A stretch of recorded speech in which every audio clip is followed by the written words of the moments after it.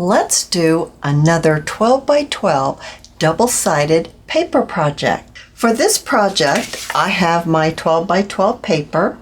I'm going to need a couple of either coffee dyed papers, or possibly, if you like the pure white, you can use those. And then we'll need a little bit of trim, some lace, a clip, maybe a picture of some sort. And we can take these things and we can make this.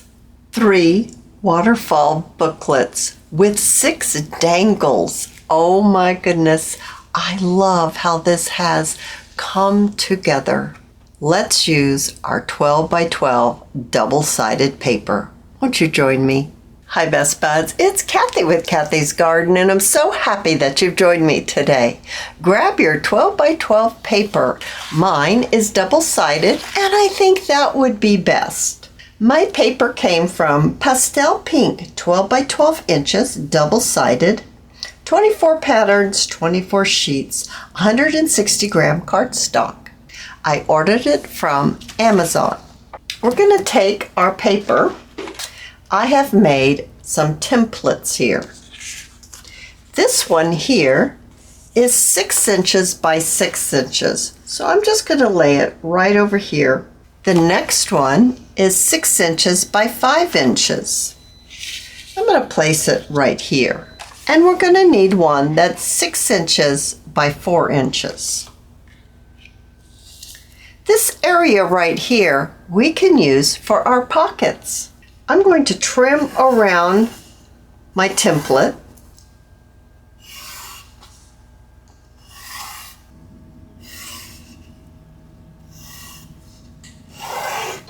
And then I'm going to trim mine out. Remember to save your scraps. We'll be using them for our pockets. Taking my pieces one at a time, I'm going to fold them in half. I'm actually going to fold it this way because I would like this darker print to be on the outside. This one is my larger piece, and my larger piece is going to be on the bottom of my waterfall. And with it being darker, it'll carry a little more weight. My next piece, I would like it to be the lighter color, so I'm going to fold it like this with the outside print being the lighter and the inside the darker, and it will sit like this. And for my last piece, I'm going to fold it so the darker print is on the outside, making it lovely contrasting colors. Using my larger corner rounder, I'm going to round the corners of all 3 pieces.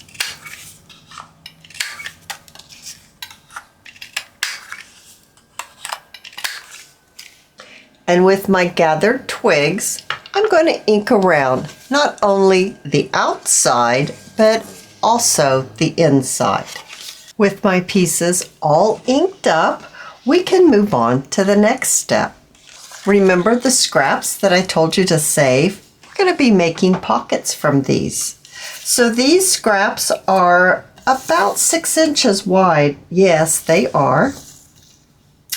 And the first one that I'd like to do is going to be for our smaller little booklet. This booklet is not very tall. It's only 4 inches tall, so I don't want a large pocket. Let's measure 1.5 inches pocket for the smaller booklet. And I'm going to fold it in half.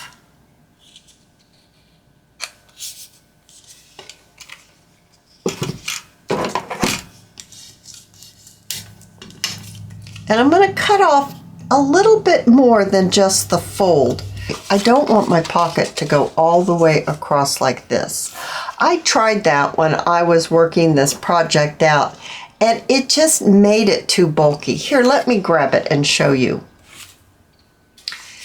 Here's the one that I made where the pocket goes all the way across. I also tried a no-sew method. I didn't care for that for this project either.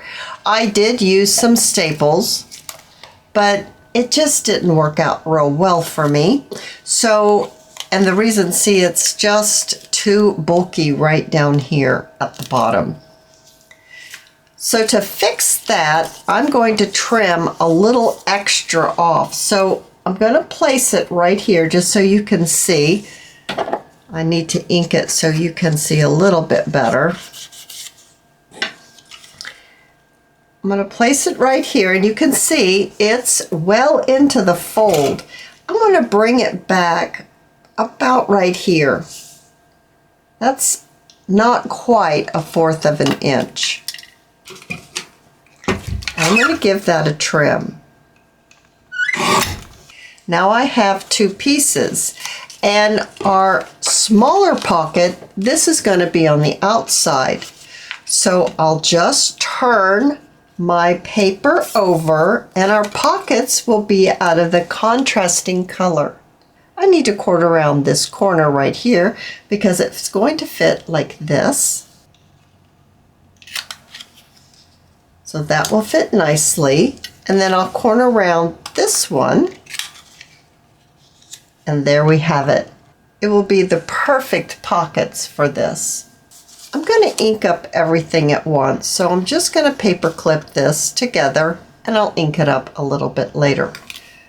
Let's move on to our medium size booklet, or our center booklet. This booklet is 5 inches tall. I think 1.5 inches will be tall enough for a 5-inch booklet. And I'm going to make this the exact same way I made the other one. Now, this booklet has the lighter color on the outside. So that means we're going to use that lighter color for the inside for the contrasting pockets. For my larger booklet, 6 inches tall, so I can do a 2-inch pocket. I have a little bit of that scrap left, and I will be marking at the 2-inch mark. And now we'll be turning our pockets with the contrasting color and rounding the corner. Now I'm going to ink up all of the pockets at once, sticking with my gathered twigs. Next step is to glue in our pockets.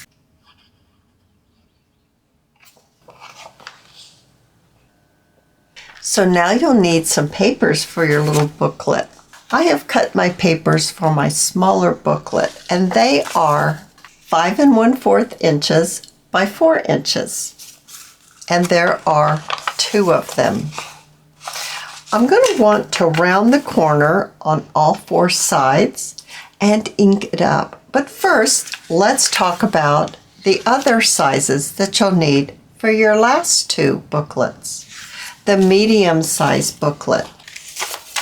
These papers are 5 1/2 inches by 4 3/4 inches, and you'll need 2. And for our larger booklet, my pages are 5 3/4 inches by 5 1/2 inches, and once again, you'll need 2.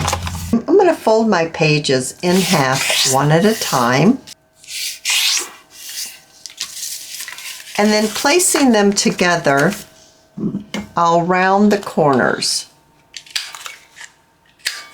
I'll do that for the other 2 booklets, and then I'll ink everything up. And yes, I will be inking my pages too.